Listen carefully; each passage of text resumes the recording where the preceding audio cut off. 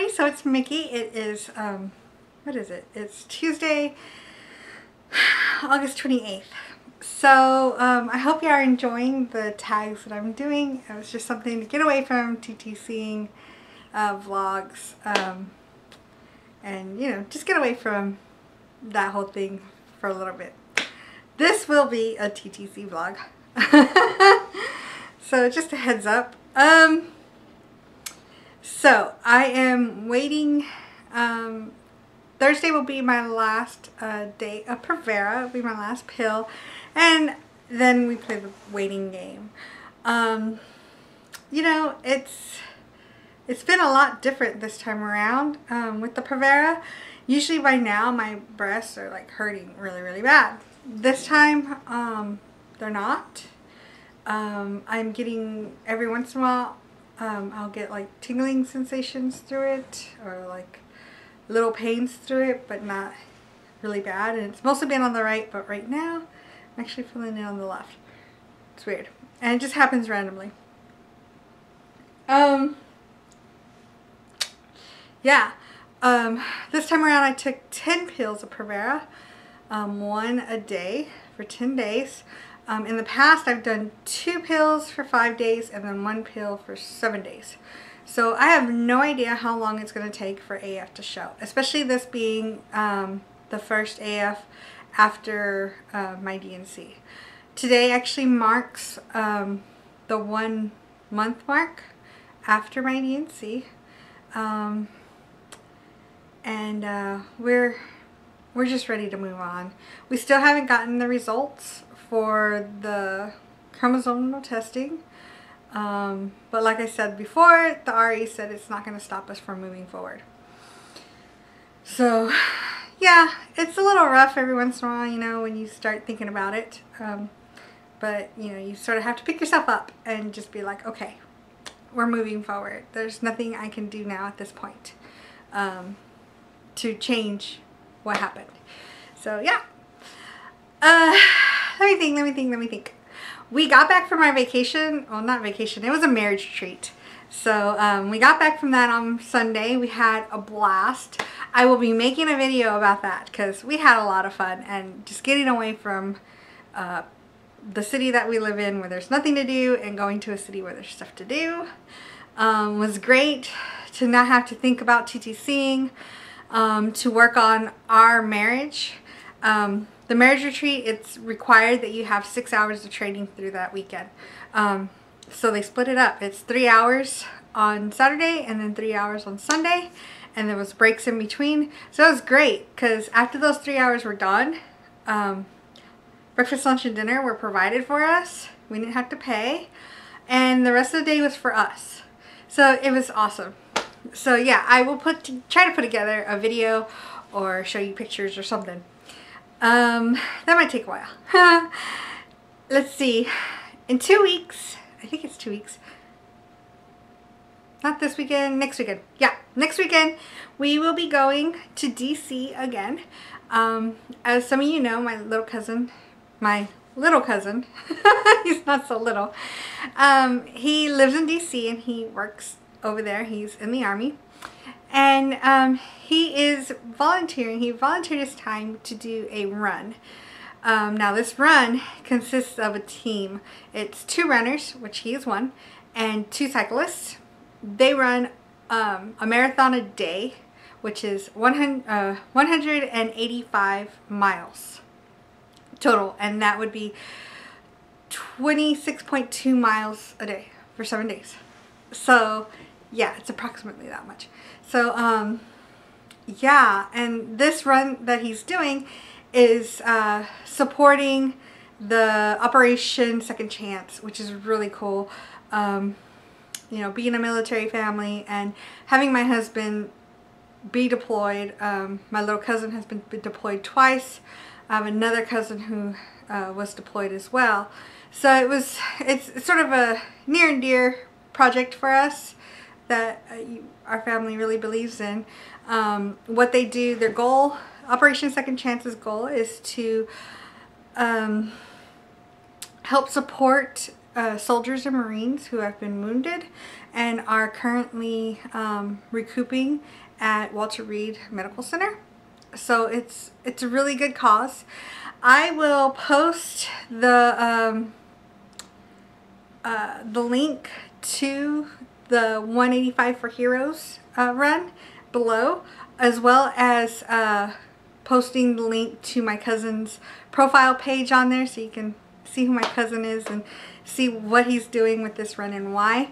Also, it is a donation page. If you know, it is a good cause, so if you want to donate to the cause, that'd be awesome. You're not obligated to do it, but you know, it's a great cause, so if you so feel the need to want to donate to it, that'd be great.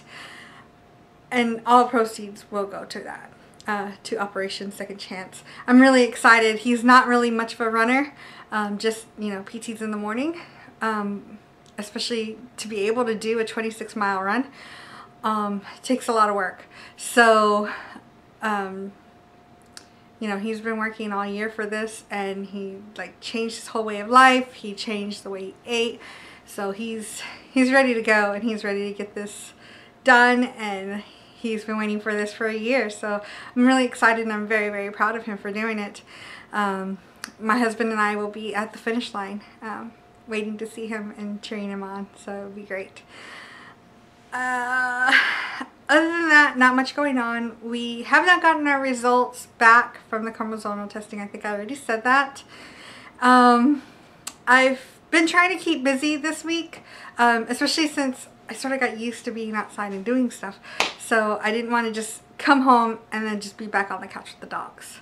So I decided that I am going to put in to be a substitute teacher, and I was thinking to do either between 2 to 3 counties, because the counties are really close by to here.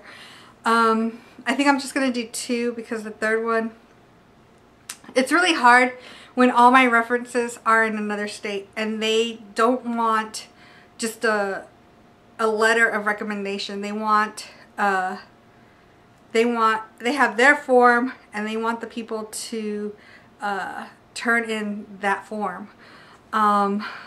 So that would mean that I would have to email or mail these recommendations to the people, to my references, and right now they are really busy. They just started school yesterday.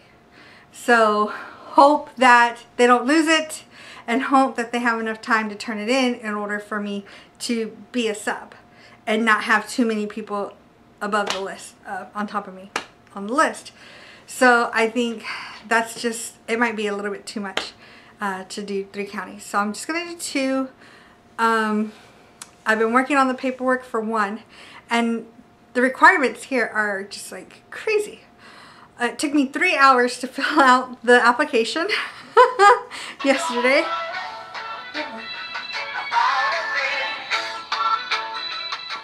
Okay, I'm sorry. That was my sister-in-law. Excuse me. Yeah. So anyways, I was talking about the application process. Jeez, sorry.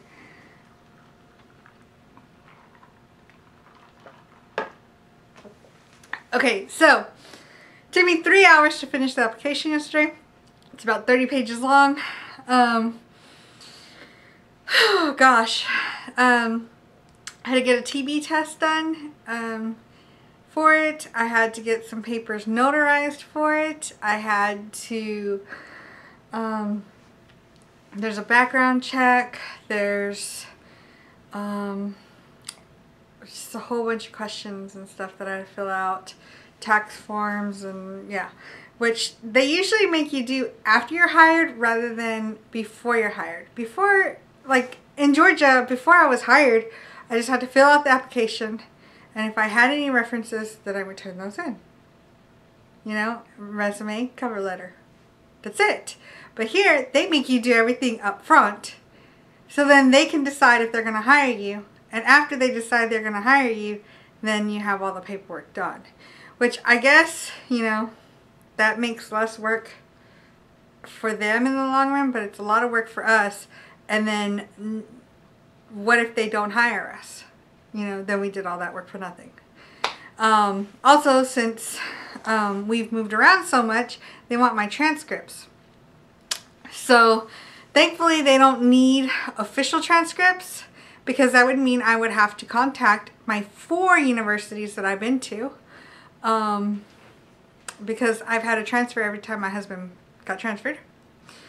So yeah, luckily enough, before I left each school, I got an unofficial transcript, and then I scanned them into my computer, and I'm able to just print those out and then give it to them, so they can have an unofficial one. But if I'm hired, I have to provide them with a official one, which I do have 2 copies of each. I just rather not give them official ones unless I'm going to get the job. You know, it just doesn't make sense for me to get rid of an official one just for not knowing. I don't, you know, if I have the job or not. So yeah, I had to do all that. Unfortunately, I was trying to get in my application in today, but unfortunately I did not know that the TV test, you have to wait 48 hours. So I did get the notary done, and I did get the initial shot. You can't see the bubble anymore, but I don't know if you can even see it.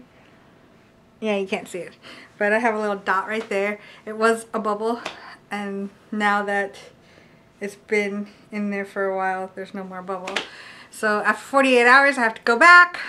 Then they would put in the computer that it's positive or negative. Chances are it'll be negative. Never, to my knowledge, I have not been exposed. And then after that, I have to schedule an appointment. I have to schedule an appointment in order to get them to sign the paperwork saying that I'm negative. Ow, oh, just, that irks me. So the next step after I turn in the application, hopefully on Thursday, I have to pay $44 for a fingerprint to get my fingerprints taken. That's insane. So yeah, it's a really lengthy process here in Virginia. I didn't even have to do all this stuff when I was in Georgia. Well, yeah, I did have to do it, but not until after I was hired. You know, I'm going to pay $44 and still not know if they're going to use me. I do understand, yes, it is for your child's safety and everything. So in the long run, it is a good thing, but at the same time, it's a really big hassle if you're doing all this stuff up front and never get hired. So yeah, they also make, I was going to volunteer for the band. I was going to contact some of the band directors and see, you know, if I can help and volunteer for their bands. And that's another application that's going to take me about 3 hours to do, which is almost the same information and things that I had to do as that I had to do for the substitute application. Wow. So just because you're a parent and you have a child at a school doesn't mean that you can volunteer there. That's crazy to me. So yeah, anyways, that's my rant. But yeah, that's it for me. I am done, and I'm going to put this together since it's in 2 parts and post it. So I will see y'all next week. Hopefully by then AF would have showed. We don't know yet though. So I will see y'all later. Bye bye.